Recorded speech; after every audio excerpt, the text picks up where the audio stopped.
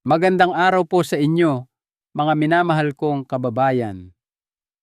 Ako po si Dr. Miguel Santos, isang doktor na naglalaan ng aking propesyon sa pag-aalaga ng ating mga nakatatanda.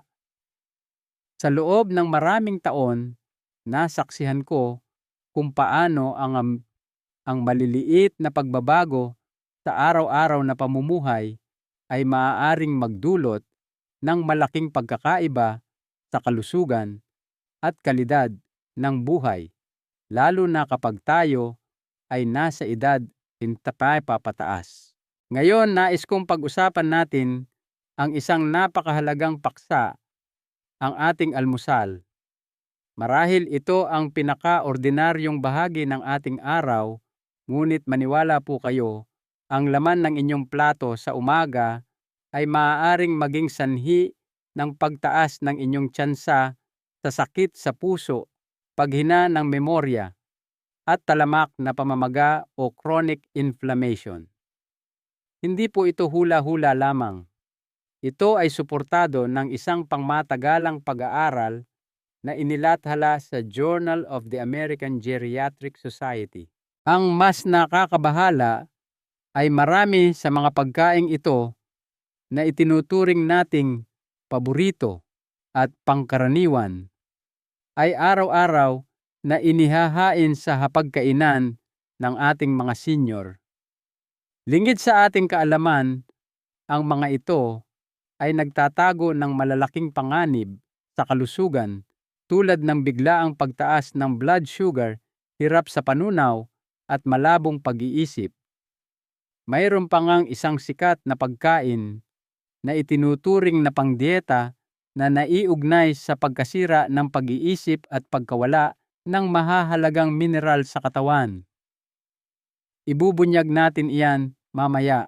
Ngunit huwag po kayong mag-alala. Ang layunin ko ngayon ay hindi para takutin kayo, kundi para bigyan kayo ng kapangyarihan sa pamamagitan ng kaalaman.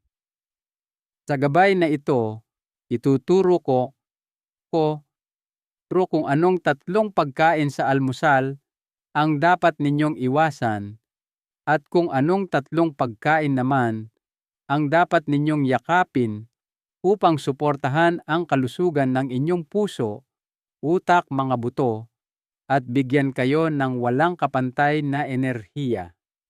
Pakinggan ninyo po hanggang sa dulo. Baka ang pinakamasamang pagkain ay nasa plato nyo na at ang pinakamabuti ay nasa loob lang ng inyong frigider. Kung hindi pa po kayo nakasubscribe, mangyaring i-click ang subscribe button at i-on ang bell para hindi ninyo makaligtaan ang mga payong pangkalusugan na sadyang para sa inyo. I-type ang 1 sa comments kung nagustuhan ninyo ang video na ito.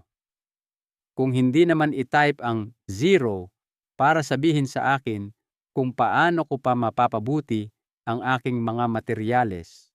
Simulan na natin. Ang 3 pinakamahusay na almusal para sa mga senior. Unang pagkain, ang buong oats, whole oats.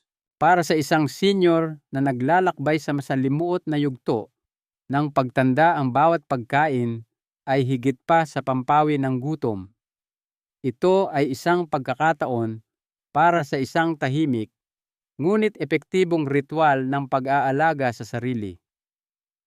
May isang simpleng butil na hindi lang nagbibigay ng init at ginhawa, kundi nagsisilbi ring kalasag para sa inyong puso, utak, at pangkalahatang haba ng buhay. Ang butil na ito ay ang buong oats. Ang steel cut o rolled oats ay siksik sa isang uri ng soluble fiber na tinatawag na beta-glucan. Isipin ninyo po ang beta-glucan bilang isang mahikero sa loob ng inyong tiyan. Kapag ito ay nabasa, bumubuo ito ng isang malapot na gel. Ang gel na ito ay parang isang magnet na dumidikit sa mga particle ng kolesterol, partikular na sa masamang LDL cholesterol. at inilalabas ang mga ito palabas ng katawan. Ang resulta, pagbaba ng antas ng LDL cholesterol na siyang pangunahing sanhi ng paninigas ng mga ugat, atherosclerosis na nagpapataas ng panganib sa atake sa puso at stroke. Habang tayo ay nagkakaedad, ang ating mga daluyan ng dugo ay natural na nagiging mas makitid at tumitigas, kaya't ang benepisyong ito ay hindi lamang basta tulong, ito ay kritikal. Ngunit ang kwento ng oats ay hindi nagtatapos sa puso. Ang mga butil na ito ay nagsisilbi ring tagapagtanggol ng utak sa pamamagitan ng pagpapanatili ng katatagan ng ating blood sugar sa umaga.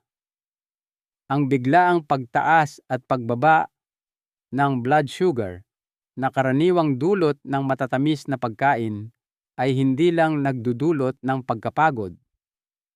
Ito ay nagpapalala ng pamamaga sa buong katawan, ang lihim na salarin sa likod ng paghina ng ating pag-iisip o cognitive deterioration. Ang oatmeal sa kabilang banda ay naglalabas ng enerhiya ng dahan-dahan at tuloy-tuloy. Ito ay nagbibigay ng mental na kalinawan at focus na hindi kayang ibigay ng matatamis na cereal o puting tinapay. Para sa isang senior na nababahala tungkol sa paghina ng memorya o mental fog, ang maliit na balanseng ito ay maaaring ang pagkakaiba sa pagitan ng isang araw na puno ng pagkabigo at isang araw na puno ng sigla. Ang oats ay mayaman din sa mga mineral tulad ng magnesium, zinc at iron, mga sustansyang mahalaga para sa lakas ng immune system, kalusugan ng mga nerve at maayos na pagdadala ng oxygen sa dugo. Ito ay mga nutrisyon na kadalasang bumababa habang tayo ay tumatanda, lalo na sa mga individual na nababawasan ang gana sa pagkain o namumuhay mag-isa. Ang isang simpleng mangkok ng oats sa almusal ay direktang tumutugon sa ilan sa mga pinakamahalagang pagbabago sa pisyolohiya ng pagtanda. Higit sa lahat, huwag nating kalimutan ang emosyonal na ginhawang hatid ng oats. Ang isang mainit na mangkok ng oatmeal na marahil ay tinimplahan ng kaunting kanela, mga berry o gatas ng almendras ay hindi lamang nagbibigay ng sustansya. Ito ay nagbibigay ng isang seremonyal na pakiramdam ng kapayapaan at katatagan. Sa isang panahon ng buhay na maaaring maging magulo o malungkot, para sa ilan ang tahimik na ritual na ito sa umaga ay maaaring maging isang sandigan ng kapanatagan. Maaaring maliit lang tingnan ang oats sa inyong pantry, ngunit sa isang mangkok kaya nitong palakasin ang inyong mga buto, paginhawahin ang panunaw at patalasin ang isipan.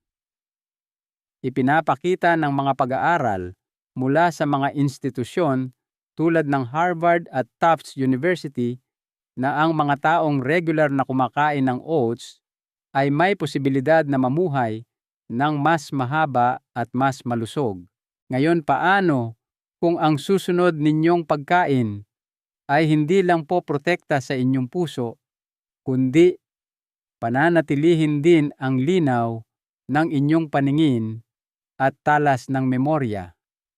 Pag-usapan natin ang isang masarap at masustansyang almusal na pampalusog ng utak.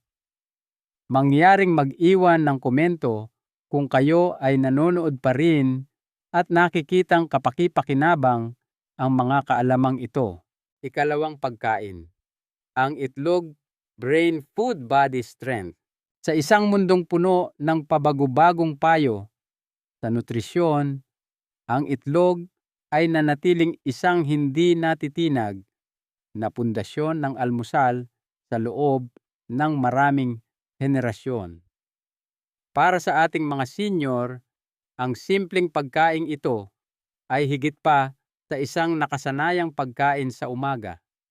Ito ay isang sisidlan ng nutrisyon na sumusuporta sa kalusugan ng utak, lakas ng kalamnan, at marangal na pagtanda.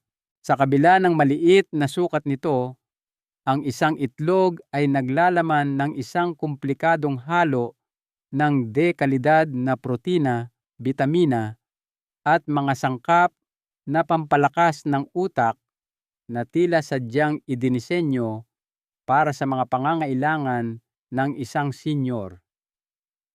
Habang tayo ay tumatanda, ang kakayahan nating bumuo at magpanatili ng kalamnan ay bumabagal. Ang kondisyong ito na tinatawag na sarcopenia ay maaaring humantong sa panghihina, madalas na pagkahulog at pagkawala ng kalayaan. Ang itlog na kinakain sa umaga, kung kailan pinakamainam ang pagsipsip ng protina, ay nagbibigay ng isa sa mga pinakakumpletong anyo ng protina na tumutulong na labanan ang sarcopenia at mapanatili ang lakas ng kalamnan. Ngunit ang tunay na kapangyarihan ng itlog ay nasa epekto nito sa tumatandang utak. Bawat pula ng itlog yolk ay naglalaman ng choline, isang sustansyang kritikal na kadalasang kulang sa dieta ng maraming tao, lalo na ng mga nakatatanda. Ang choline ay ginagamit ng katawan upang gumawa ng acetylcholine, isang neurotransmitter na mahalaga para sa memorya at pag-aaral. Ang mababang pagkonsumo ng choline ay iniuugnay sa paghina ng pag-iisip at maagang yugto ng demensya.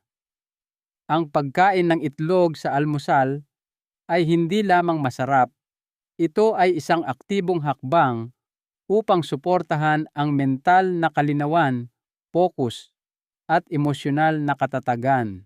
Bukod sa choline, ang itlog ay isa sa iilang natural na pinagkukunan ng vitamin B12 na mahalaga para sa paggana ng mga nerve at produksyon ng enerhiya.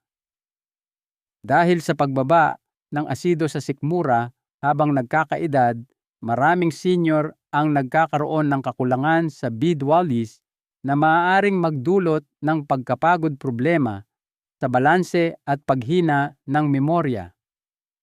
Ang itlog ay tumutulong na punan ang kakulangang ito sa paraang madaling tanggapin ng katawan. At huwag nating kalimutan ang ating mga mata. Ang ginintuang pula ng itlog ay mayaman sa lutein at zeaxanthin, dalawang antioxidant na nagsisilbing panloob na salamin sa mata na pumoprotekta laban sa age-related macular degeneration AMD, ang pangunahing sanhi ng pagkawala ng paningin sa mga nakatatanda. Ang eksaktong balanse ng taba at nutrisyon sa itlog ay tumutulong upang mas mahusay na masipsip ang mga molekulang ito kumpara sa pag-inom ng mga tableta.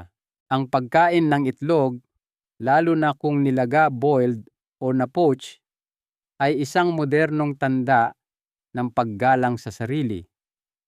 Ito ay isang paraan ng pagsasabi sa iyong sarili, binibigyan ko ang aking katawan at isipan ng mga kagamitan na kailangan nito hindi lamang para mabuhay, kundi para umunlad. Habang ang itlog ay nagpapalusog sa utak at katawan, ang susunod nating pagkain ay may mas malalim na ginagawa. Pinapagaling nito ang bituka, sinusuportahan ang mga buto, at binabawasan ang tahimik na pamamaga. Ano ito? At bakit iilan lamang sa mga senior ang yumayakap sa potensyal nito? Alamin natin. Ikatlong pagkain, plain Greek yogurt, isang tahimik na tagapag-ayos ng tumatandang katawan. Habang tayo ay tumatanda, bawat selula, bawat sistema ng ating katawan, ang proseso ng pagkumpuni ay nagiging mas kritikal. Bagamat ang modernong medisina ay may maraming kagamitan, mayroon tayong kapangyarihan na tulungan ang proseso ng paggaling na ito araw-araw sa pamamagitan ng ating mga pinipiling almusal. Ang plain Greek yogurt ay isang hindi gaanong pinapansin ngunit napakalakas na kaalyado sa paglalakbay na ito. Ang Greek yogurt ay higit pa sa isang produkto ng gatas. Ito ay isang therapeutic na pagkain na naglalaman ng mga probiotics, calcium, protina at mga sangkap na anti-inflammatory na nagpapanumbalik ng balanse at sigla sa tumatandang katawan. Para sa mga senior na may mga issue sa panunaw, mahinang buto o talamak na pamamaga, ang pagkaing ito ay nag-aalok ng isang uri ng ginhawa na hindi kayang ibigay ng anumang reseta. Magsimula tayo sa panunaw. Ang gut microbiome, ang malawak na ekosistema ng mabubuting bakterya sa ating mga bituka ay nababawasan sa pagkakaiba-iba at lakas habang tayo ay tumatanda. Ito ay maaaring magdulot ng paglaki ng tiyan, bloating, hindi regular na pagdumi at panghihina ng immune system. Ang Greek yogurt ay puno ng probiotics, mga buhay na mikroorganismo na tumutulong na muling punan ang panloob na ekolohiyang ito. Dahil ang koneksyon sa pagitan ng bituka at utak, gut-brain axis, ay napakalalim. Ang mga mabubuting bakteryang ito ay hindi lamang nakakatulong sa panunaw at pagsipsip ng sustansya, kundi pati na rin sa pagbawas ng pamamaga at pagpapabuti ng emosyonal na kalagayan. Ang benepisyo ng Greek yogurt ay lumalampas pa sa panunaw. Ito ay siksik sa calcium na lalong kailangan ng mga kababaihan pagkatapos ng edad 65 upang maiwasan ang pagrupok ng buto at mga bali fractures. Ang calcium sa Greek yogurt ay nasa anyo na madaling gamitin ng katawan, kaya mas mahusay itong nasisipsip. Kasama ng mataas na nilalaman nitong protina, ito ay tumutulong sa pagpapanatili ng kalamnan at densidad ng buto na siyang mga susi sa pag-iwas sa pagiging marupok at pagpapanatili ng kalayaan. Ang mas kahanga-hanga pa ay ang kakayahan ng Greek yogurt na labanan ang tahimik na pamamaga, silent inflammation, isang lihim ngunit makapangyarihang puwersa na nasa likod ng maraming malalang sakit tulad ng sakit sa puso, arthritis at Alzheimer's. Dahil mababa sa asukal at naglalaman ng natural na anti-inflammatory fats, ang plain Greek yogurt ay tumutulong na pakalmahin ang katawan mula sa loob. Hindi tulad ng mga flavored na yogurt na puno ng asukal, ang creamy na texture at bahagyang asim ng plain Greek yogurt ay nagbibigay ng nutrisyon na higit pa sa pisikal. Para sa maraming senior, nagbibigay ito ng ginhawa, isang nakagawian, at isang pakiramdam ng pag-aalaga. Ito ay isang malambot at kasiyasyang paalala na ang maliliit na intensyon ay maaaring magsimula ng isang malaking pagbabago sa kalusugan. Magdagdag ng ilang pirasong berry o isang kutsaritang flaxseed para sa isang almusal na nagpapagaling, nagpapalakas at nagpoprotekta. Habang ang ilang pagkain ay dahan-dahang nag-aayos sa atin, ang iba naman ay tahimik na sumisira. Ang susunod na seksyon ay magbubunyag ng 3 karaniwang pagkain sa almusal na maaaring nagpapabilis ng inyong pagtanda, sumisira sa inyong memorya, at nagpapahirap sa inyong puso nang hindi ninyo namamalayan. Makinig po kayong mabuti. Ang 3 almusal na dapat iwasan ng mga senior. Unang dapat iwasan, matatamis na almusal na cereal, sugary breakfast cereals. Nakatago sa loob ng makukulay at masayang pakete na may mga etiketang nagsasabing whole grain, vitamin fortified o heart healthy ay ang matatamis na breakfast cereals. Ngunit para sa isang senior, lalo na sa mga nagsisikap na protektahan ang kanilang puso, isipan at metabolismo, marami sa mga cereal na ito ay mapanlinlang na panganib. Bakit sila mapanganib? Hindi lamang ito tungkol sa idinagdag na asukal. Ang isang serving ay maaaring maglaman ng hanggang 30 gramo ng asukal na halos katumbas na ng pang-araw-araw na limitasyon na inirerekomenda ng American Heart Association.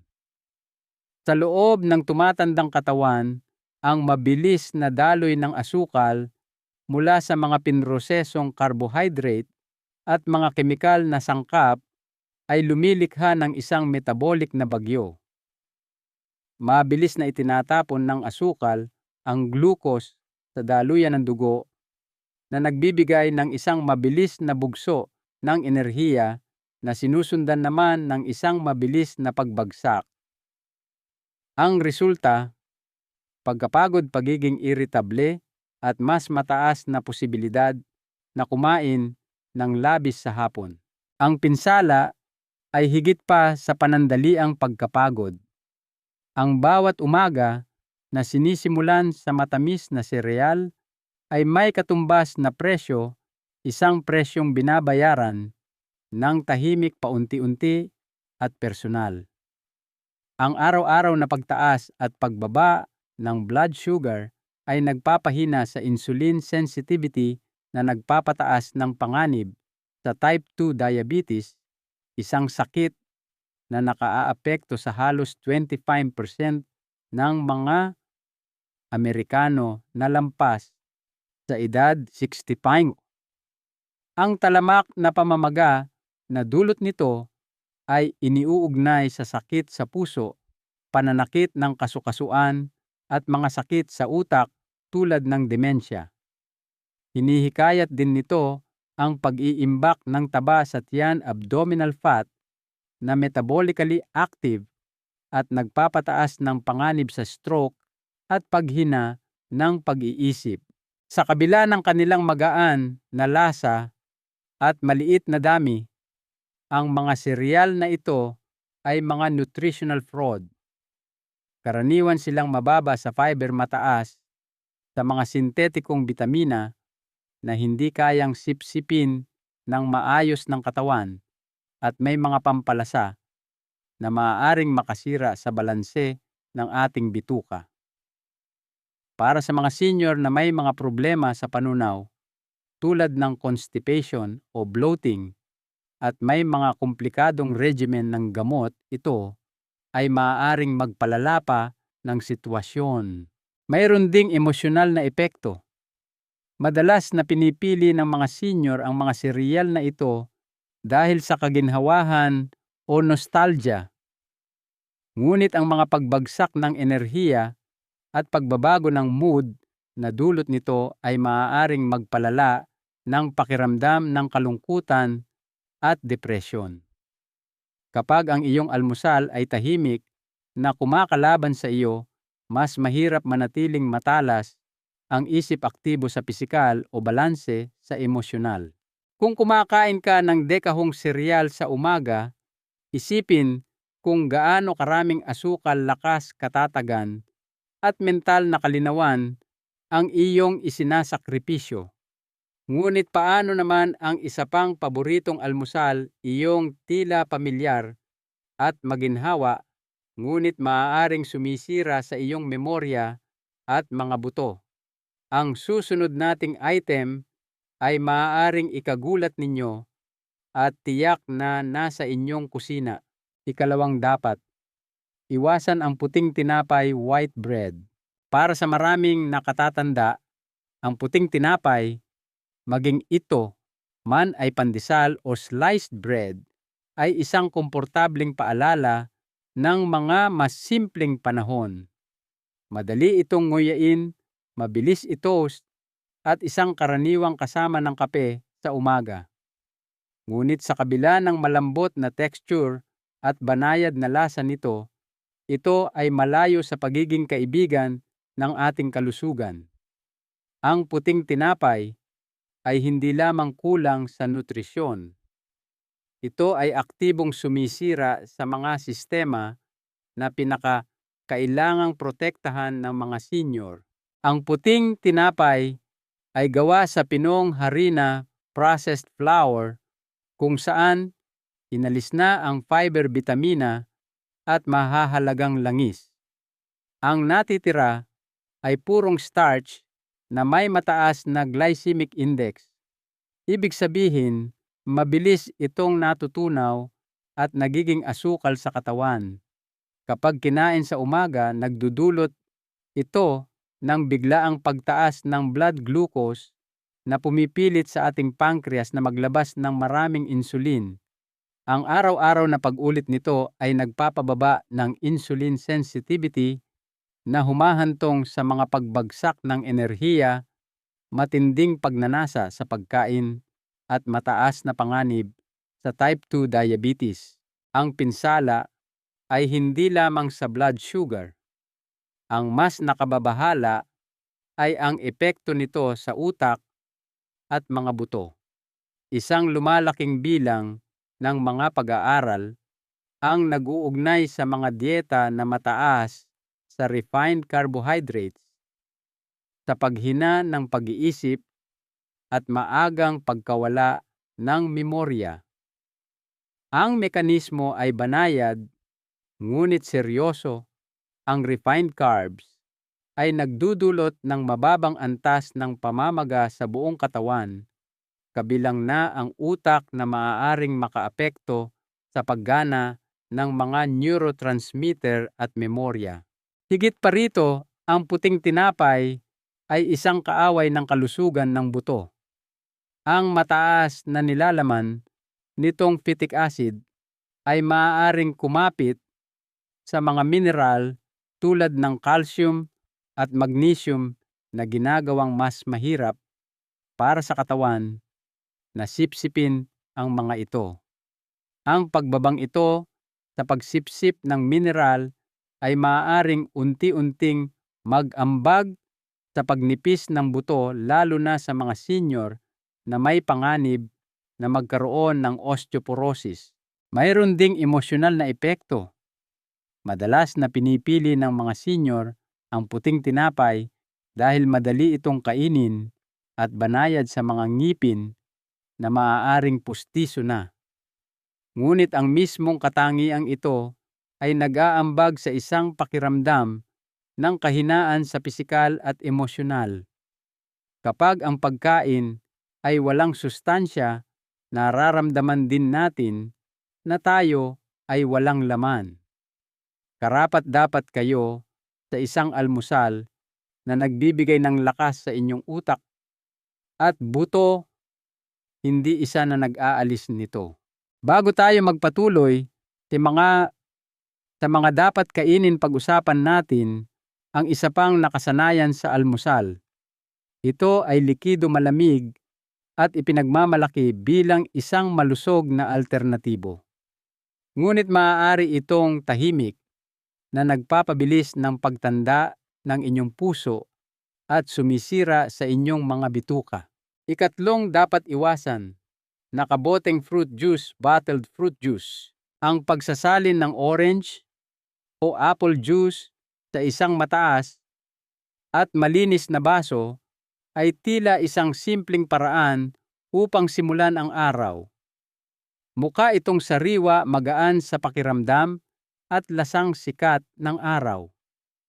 Para sa maraming senior ito ay isang nakasanayan na simbolo ng kalusugan, sigla at pagkabata. Ngunit sa likod ng matamis at ginintuang likidong iyon ay nagtatago ang isang panganib na nagpapabilis ng pagtanda, nagpapalala ng pamamaga sa katawan at mas nakakasama sa inyong kalusugan kaysa sa inaakala ng karamihan. Ang fruit juice na nasa bote o karton ay madalas na ipinagbibili bilang isang pagkaing pangkalusugan. Ngunit ang paraan kung paano nakikipag-ugnayan ang mga likidong ito sa inyong katawan, lalo na paglampas ng edad 60, ay isang katotohanang madalas na hindi napapansin. Kapag ang prutas ay ginawang juice, inaalis ang lahat ng fiber nito. Ang natitira ay pangunahing fructose, isang natural na asukal na tumatama sa atay na parang isang rumaragasang tren. Hindi tulad ng pagkain ng buong prutas kung saan ang fiber ay nagpapabagal sa paglabas ng asukal. Ang pag-inom ng deboteng juice ay nagdudulot ng biglaang pagtaas ng blood sugar sa loob lamang ng ilang minuto na sinusundan ng isang mabilis na pagbagsak. Ang matamis na ginhawang iyon ay may malaking kapalit. Ang araw-araw na pag-inom ng deboteng fruit juice ay nag-aambag sa insulin resistance na nagiging sanhi ng type 2 diabetes. Ito ay tahimik ngunit mapanirang nag-aambag sa pagbuo ng visceral fat, ang mapanganib na taba na bumabalot sa inyong mga lamang loob at nagpapataas ng panganib sa sakit sa puso, paghina ng pag-iisip at iba't ibang uri ng kanser. Higit pa rito, ang labis na asukal ay nagpapalala ng talamak na pamamaga, ang hindi nakikitang sanhi ng mga sakit na may kaugnayan sa pagtanda tulad ng arthritis at Alzheimer's. Para sa isang senior, ang juice ay nagiging gatong sa apoy ng pamamaga sa mga kasukasuan, mga nerve at sa gastrointestinal tract. Mayroon ding emosyonal na epekto.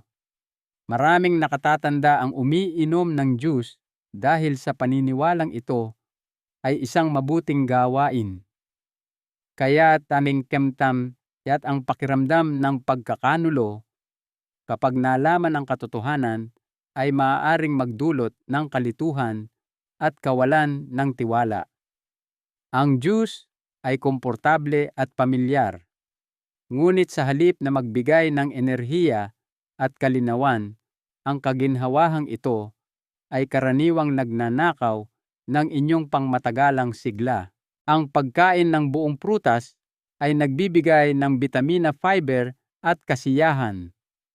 Ang pag-inom ng juice ay nagbibigay ng isang roller coaster ng blood sugar, metabolic na stress, at isang hindi gaanong marangal na pagtanda ng katawan. Hindi ito isang patas na palitan para sa inyong buhay. Sa susunod na umaga, maging maingat sa kung ano ang inilalagay ninyo sa inyong baso. Ang kalinawan ay nagsisimula sa pagkain.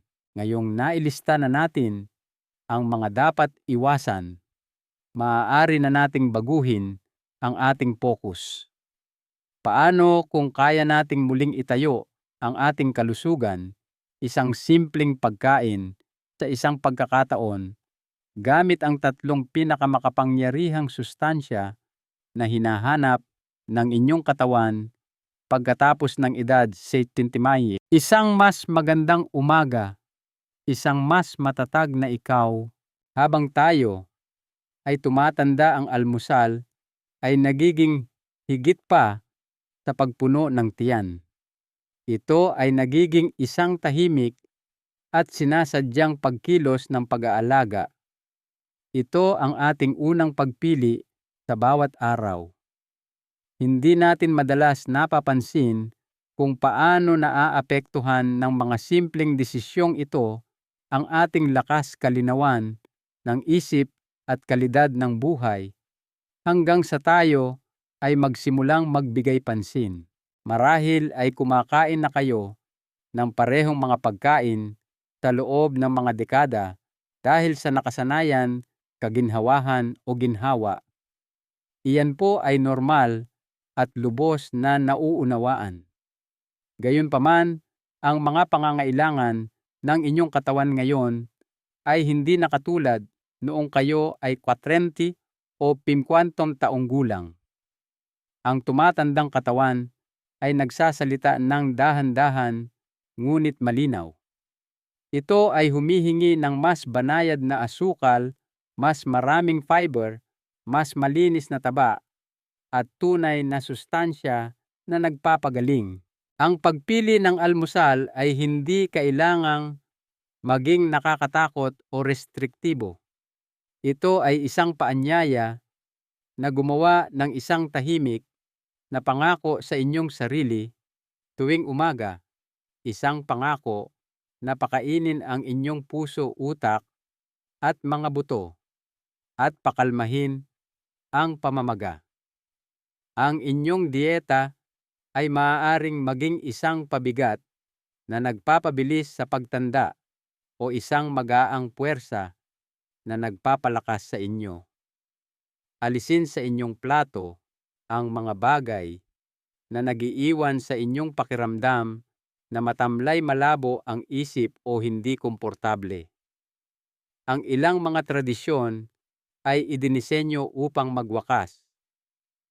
Kung ang oats, itlog o Greek yogurt ay tila bago sa inyo, ngunit malusog, subukan ninyo. Ang pagbabago ay posible sa anumang edad. Ang yugto na ito ng buhay ay ang perpektong panahon upang mas pakinggan ang inyong katawan. Isang mahalagang aral sa buhay mula sa inyong doktor. Mga minamahal kong kaibigan, ang kalusugan sa inyong ika-70 at higit pang mga taon ay hindi nangangailangan ng perpeksyon. Ito ay nabubuo mula sa paulit-ulit na paggawa ng mga simpleng bagay ng tama.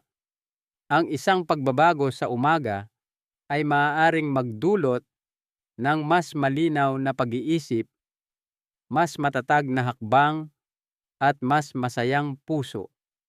Bukas, habang kayo ay nasa inyong hapagkainan, tandaan na ang pagkain ay higit pa sa pagkain. Ito ang simula ng inyong pang-araw-araw na paggalang sa sarili. Pumili ng may karunungan kumain, ng may kamalayan, at hayaan ang bawat kagat na magbigay sa inyo ng enerhiya, kalinawan, at katatagan. Dahil ang marangal na pagtanda ay hindi tungkol sa pagdaragdag lamang ng mga taon sa inyong buhay. Ito ay tungkol sa pagdaragdag ng buhay sa inyong mga taon. Gusto ko pong marinig ang inyong saloobin. Mag-iwan po kayo ng komento sa ibaba tungkol sa isang bagay na inyong natutunan at plano ninyong gamitin sa inyong buhay. Tulungan natin ang isa't isa na yakapin ang mga katotohanan ito. Kung nagustuhan ninyo ang impormasyong ito, mangyaring i-click ang like, mag-subscribe sa aming channel para sa mas marami pang mga payong tulad nito, at higit sa lahat, ibahagi o i-share ninyo ito sa inyong mga kaibigan, kapamilya, at mga mahal sa buhay. Maraming salamat po sa inyong panonood at naway mamuhay kayo ng buo at makabuluhan.